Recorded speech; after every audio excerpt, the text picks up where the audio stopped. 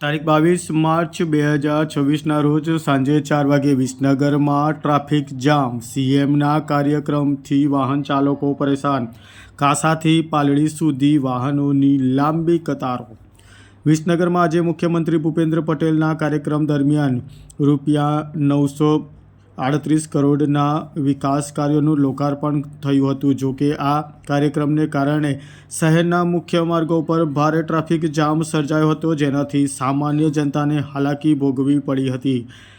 મુખ્યમંત્રીના આગમન અને પ્રોટોકોલને કારણે કાંસા ચોકડીથી પાલડી સુધી રસ્તો સંપૂર્ણપણે જામ થઈ ગયો હતો।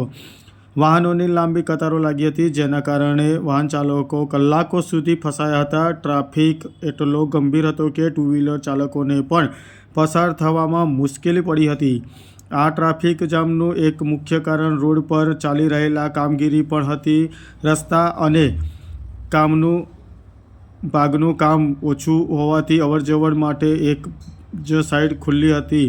વીઆઈપી મૂવમેન્ટ અને સાંકડા રસ્તાના સંજોગોથી પરિસ્થિતિ વકરી હતી। એક તરફીય એપીએમસી ગ્રાઉન્ડ ખાતે વિકાસ કાર્યોનું લોકાર્પણ થયું હતું, ત્યારે બીજી તરફ બહાર રસ્તા પર નોકરિયાત વર્ગ અને ધંધાર્થે નીકળેલા લોકો ટ્રાફિકમાં ફસાઈને સમયનો બગાડ થતાં પરેશાન જોવા મળ્યા હતા।